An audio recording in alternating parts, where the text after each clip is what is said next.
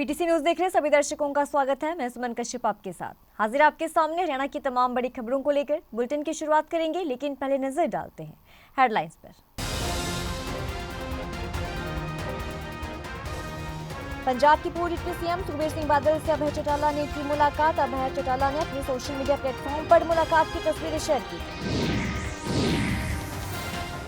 हरियाणा से शुरू हुआ राष्ट्रीय टीबी उन्मूलन अभियान। जेपी नड्डा बोले, टीबी के खिलाफ मिलकर लड़ेंगे लड़ाई, टीबी हारेगा देश जीतेगा। देश को टीबी मुक्त बनाने के लिए हम विशेष अभियान के साक्षी बनेंगे, कहा सीएम नायब सिंह सैनी ने। कहा हरियाणा को टीबी मुक्त बनाएंगे।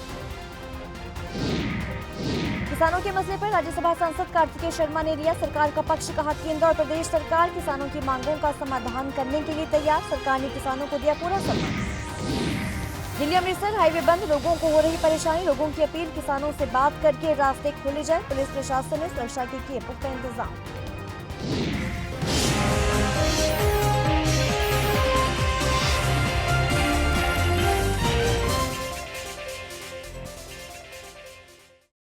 और अब खबर विस्तार से। इनेलो के राष्ट्रीय महासचिव अभय सिंह चौटाला ने पंजाब के पूर्व डिप्टी सीएम सुखबीर सिंह बादल से उनके आवास पर मुलाकात की।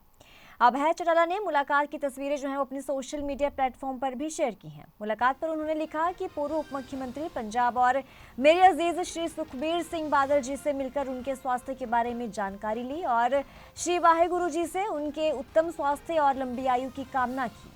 आपको बता दें कि पिछले दिनों सुखबीर सिंह बादल पर हुए जानलेवा हमले की भी अभय सिंह चौटाला ने कड़ी निंदा की थी और इस मामले पर गहन जांच की मांग उठाई थी।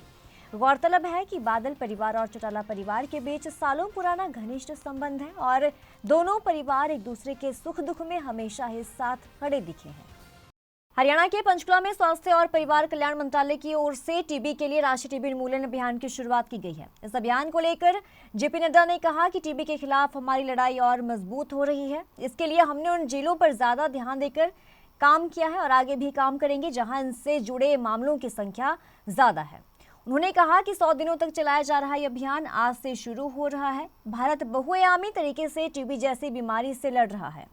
उन्होंने कहा कि आइए हम एक साथ मिलकर टीबी को खत्म करने में अपना योगदान दें। निक्षय मित्र हैंड होल्डिंग है और निक्षय मित्र सिर्फ पोषण के आहार दे देना ही नहीं है, ये उनका इमोशनल कोशंट को ताकत देना भी है, उनको भावनात्मक तरीके से उनको जोड़ने का भी है और वो भावनात्मक तरीके से जोड़ने का काम और टीबी को पेशेंट्स को सपोर्ट करने का, मेंटली सपोर्ट करने का प्रोग्राम इस तरीके से करने को, इसको आगे बढ़ाने का काम किया है। मैं यहाँ आपके साथ ये भी साझा करना चाहता हूँ कि हम लोगों ने प्रधानमंत्री जी के निर्णय पर निक्षय पोषण का जो अमाउंट था वो दुगना कर दिया। पहले 500 रुपये महीने का था, अब उसको बढ़ा करके 1000 रुपये कर दिया ताकि कोई भी टीबी पेशेंट आहार के कारण कहीं फिर से उसके अंतर्गत ना आ जाए। और उसी तरीके से जो इंट्रोडक्शन ऑफ बी पाल एम को किया, जो शॉर्टर और मोर एफिकेस ट्रीटमेंट है, उसको भी आगे बढ़ाने का काम किया है। और इसी के साथ साथ निक्षय ट्रीटमेंट को भी हमने इसको एक्सपैंड किया है और जो हमारे एनर्जी बूस्टर हैं उसको भी हमने टीबी पेशेंट्स को नरिशमेंट के लिए जोड़ने का काम किया है। पंचकुला में स्वास्थ्य और परिवार कल्याण मंत्रालय की तरफ से टीबी के लिए राष्ट्रीय टीबी उन्मूलन अभियान की शुरुआत कार्यक्रम में मुख्यमंत्री नायब सिंह सैनी ने कहा कि आज पूरे देश में इस टीबी मुक्त भारत का 100 दिन का अभियान शुरू होने जा रहा है। मुझे खुशी है कि आज हम देश को टीबी मुक्त बनाने के लिए एक विशेष अभियान के साक्षी बन रहे हैं। ये भी खुशी की बात है कि देश व्यापी इस अभियान की शुरुआत हरियाणा से हो रही है। हरियाणा निश्चय ही इस अभियान को सफल बनाने में कोई कोर कसर नहीं छोड़ेगा। विशेषकर ग्रामीण क्षेत्रों में स्क्रीनिंग करके ये सुनिश्चित करेंगे कि कोई भी व्यक्ति संक्रमित है या नहीं। मुझे खुशी है कि आज हम देश को टीबी मुक्त बनाने के लक्ष्य को हासिल करने के लिए एक विशेष अभियान के साक्षी बन रहे हैं। हमें बहुत ही अच्छा लग रहा है कि इसकी शुरुआत आदरणीय जगत प्रकाश जी नड्डा ने वो हरियाणा से कर रहे हैं। इसके लिए मैं माननीय प्रधानमंत्री आदरणीय नरेंद्र मोदी जी और माननीय केंद्रीय स्वास्थ्य मंत्री आदरणीय जगत प्रकाश नड्डा जी का दिल से आभार व्यक्त करता हूं कि उन्होंने हरियाणा को चुना है और हरियाणा से इस टीवी मुक्त उन्मूलन अभियान की शुरुआत यहां से कर रहे हैं। मुझे खुशी है कि आपने टीवी उन्मूलन के लिए 100 दिवसीय राष्ट्रीय निक्षय शिविर का शुभारंभ हरियाणा से करके हमें इसे सफल करने की जिम्मेवारी सौंपी है।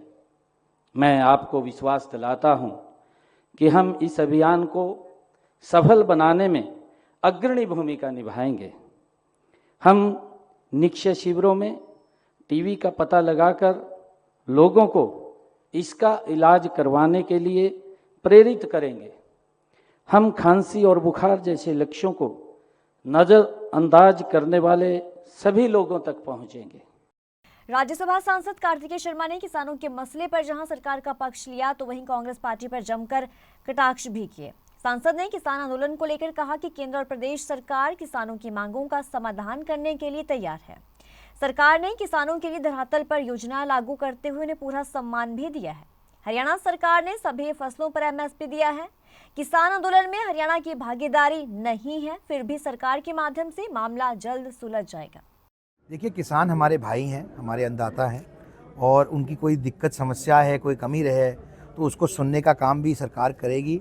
हमारे देश के प्रधानमंत्री और मुख्यमंत्री जी दोनों बहुत संवेदनशील है किसानों को मुद्दे को लेकर, और हरियाणा ऐसा पहला राज्य बना है जिसने 24 फसलों पे MSP देने का काम किया है। हरियाणा के अलावा और किसी राज्य ने भी अभी तक 24 फसलों पे MSP नहीं दिए है। तो मेरा यह मानना है कि जो भी हमारे किसान भाई कहते हैं उनकी बात को बहुत संवेदनशीलता से सुना जाता है और सरकार कटिबद्ध है कि जो भी उनकी दिक्कतें समस्याएं हैं उनको दूर करने के लिए और उसका समाधान निकालने के लिए। देखिए, मैंने जैसे कहा, जो हमारे किसान भाई हैं, जो खापे हैं, वो भी हमारे ही लोग हैं, सब हमारे भाई हैं, हमारे ही संस्थानें हैं। उनका भी बात, जो भी उनकी बात है उसका संज्ञान लिया जाएगा, उनकी बात सुनी जाएगी और उचित समय पे उचित कार्रवाई। किसानों के दिल्ली कूच जाने को लेकर शंभू बॉर्डर पर जो घटना घटी उस बात का हरियाणा के खापों के नेताओं में काफी रोष है। उनका कहना है कि सरकार को किसानों के साथ ऐसा बर्ताव नहीं करना चाहिए था। सुप्रीम कोर्ट ने भी किसानों को दिल्ली जाने की बात कही थी और उपराष्ट्रपति जगदीप धनखड़ ने भी किसानों की मांगों का समर्थन किया था। उत्तर भारत के खेड़ा खाप के प्रधान सतबीर बरसोला ने कहा कि पंजाब और हरियाणा के किसानों के बीच आपस में मतभेद की कमी रही। पंजाब के किसानों ने हरियाणा के किसानों को मीटिंग में नहीं बुलाया। किसान हरियाणा के किसान दुर्भाग्यपूर्ण मानते हैं। हरियाणा के किसान ये सोचते रहे जो पहले नहीं होना था अब होने लग गया। हरियाणा के किसानों को तो मालूम नहीं कि हो रहा है कि ना हो रहा है। जब सुप्रीम कोर्ट ने ये कहा था वह किसान पैदल जा सकते, ये सरकार तो सुप्रीम कोर्ट की नहीं मानती। फिर पंजाब के भाइयों ने पैदल जत्था शुरू किया तो वहाँ वाटर कैनल और मिर्ची पौडी मिला के उनको दखल कर दिया, पीछे हटा दिया। सरकार के पास पावर है, कानून है, फोर्स है, तो अब रिसाले हैं। किसान के पास तो कुछ नहीं, एक कसी कसौला ये है वो भी दरवा दिए, दाती खुरपी भी दरवा दिए। बिल्कुल एक चादर लेके किसान जाना चाहते थे दिल्ली, वो भी रोक दिए। हरियाणा किसान का दर्द है बिल्कुल, इसमें कोई शक नहीं। MSP गारंटी के लिए पहले 750 किसानों ने शहादत दे चुके हैं और अब भी हरियाणा किसान यही है, लेकिन कोऑर्डिनेट में इनमें थोड़ा फर्क आया, इसलिए सरकार को मालूम चल गया वे कोऑर्डिनेट में फर्क है। नहीं तो क्या फर्क है? क्या बात हुई? आपस में बातचीत नहीं हो पाई, आपस में बातचीत करते नहीं। पंजाब हरियाणा या और भी उत्तराखंड UP वाले कोई बड़ी मीटिंग लेके किसान नेताओं की और तब इन्हें काम शुरू करना था, लेकिन थोड़ा ये चूक रह रही है, रवा चूक अभी तक भी शेद रही। तो अपनी मांगों को लेकर किसान शंभू बॉर्डर पर प्रदर्शन कर रहे हैं। कल किसानों के द्वारा दिल्ली कूच करने की कोशिश की गई, जिसको पुलिस प्रशासन द्वारा नाकामयाब कर दिया गया था। तो इसी बीच पुलिस और किसानों के बीच संघर्ष भी देखने को मिला, जिसमें 6 किसान भी घायल हुए थे। तो अंबाला शंभू बॉर्डर पर स्थिति शांतिपूर्वक है। हालांकि पुलिस प्रशासन यहां पर पूरी मुस्तैदी के साथ अपनी ड्यूटी कर रहा है। तो वहीं पंजाब और जम्मू कश्मीर की ओर जाने वाले लोगों को परेशानी का सामना करना पड़ रहा है। रास्ता बंद होने से काफी परेशानियां उन्हें झेलनी पड़ रही है। लोग सरकार से अपील कर रहे हैं कि किसानों से बात करके रास्ते को खोला जाए ताकि लोगों को परेशानी ना हो। हाँ, रास्ता बहुत दिक्कत हो रही भैया। आगे हमको चार्जिंग सेंटर कराने जाना है, लेकिन आगे बंद है पूरा। चार्जिंग कैसे जाएं आगे चार्ज कराने गाड़ी? क्या अपील करना चाहेंगे सरकार से? सरकार से अपील करना चाहेंगे कि भैया इसको खाली करवाया जाए। परेशानी ठीक हो रही है यहाँ पे, वो रास्ता लंबा पड़ेगा अब हमें। और क्या कहेंगे इसको लेकर सरकार से, क्या अपील करना यही चाहेंगे? कहेंगे कि जल्द से जल्द इसका काम पूरा कराया जाए ताकि लोगों को दिक्कत ना बने। किसानों ने दिल्ली कूच करने का ऐलान किया था और इसी बीच किसानों और पुलिस के बीच संघर्ष भी देखने को मिला था।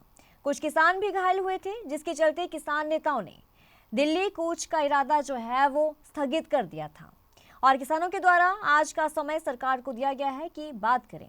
अगर आज कोई बात सरकार के साथ नहीं होती तो फिर कल एक बार किसान दिल्ली कूच करेंगे। और फिलहाल अगर जम्मू बॉर्डर की बात करें तो यहाँ पर स्थिति जो है वो शांतिपूर्वक है।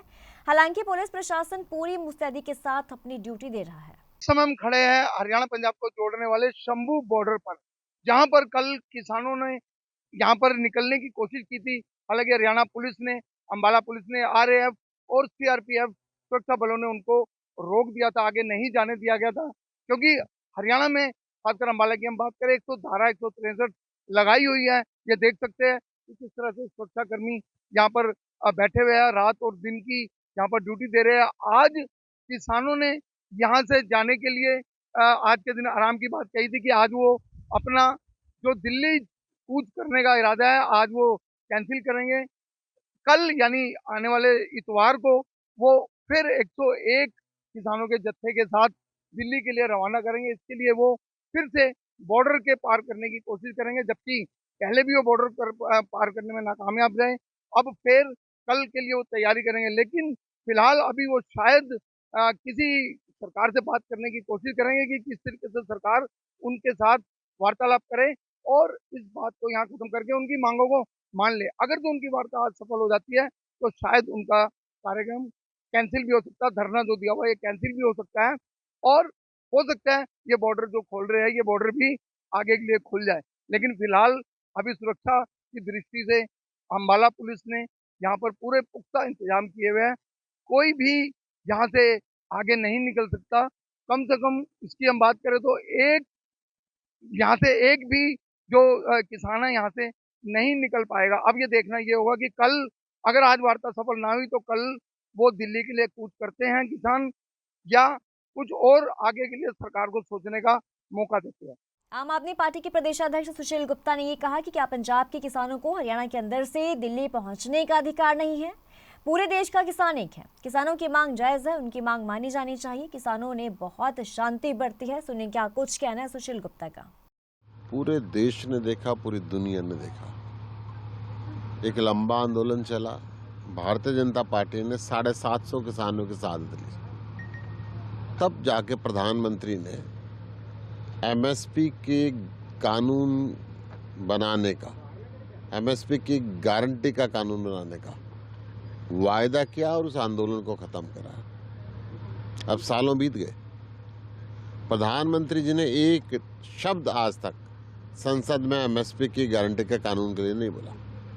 किसान उस वायदे को याद कराने के दिल्ली आना चाहते हैं। पिछले 1 साल से ऊपर से